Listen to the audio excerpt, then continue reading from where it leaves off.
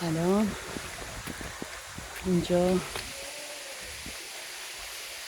نمیدونم اسمش چی بود، سنگ نو، سنگ کوه، همچین چیزیه. فوق‌العاده است، بی‌نظیره.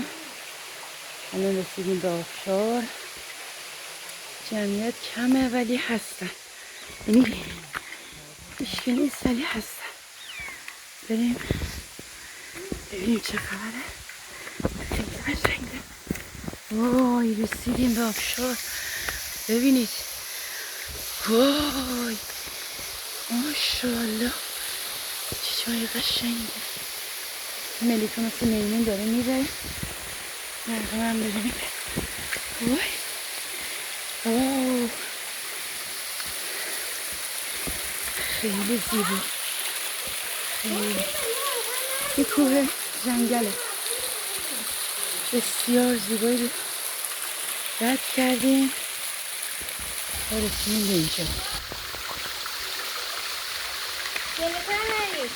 چرا؟ همینجا میخوای ابتنی کنی؟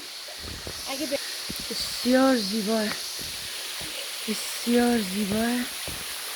اوه دخترم بی نظیره. فکر میکنی صخره رو بشه رفت بالا؟ این صخره رو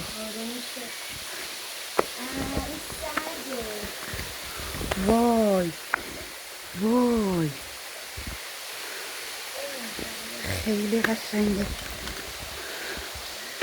خیلی زیباه. ببینی؟ وای آه.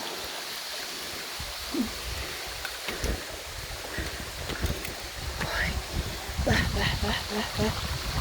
که بدونید چه جایی، چه خونکایی بالا بالا آبشار میبینی؟ خیلی قشنگ. اینم من، اینم پایین دست آبشار، اینم پایین دست آبشاره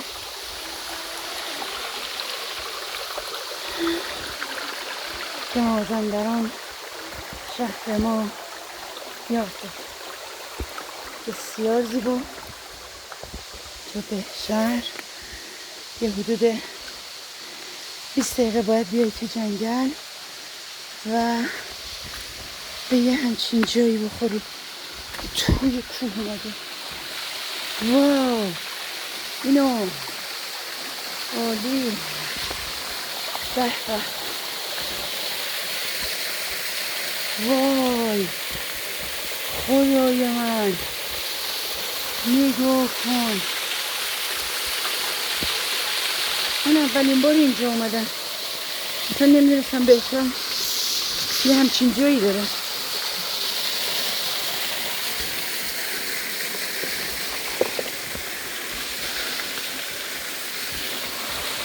خیلی زیبا. نمیشه دیگه رفت بالاتر وگرنه بذار برم این بالا. وای وای وای چرا از من میشه رفت. خیلی بی نظیره. جا همتون خالی. من این طرف و بسیار زیبا.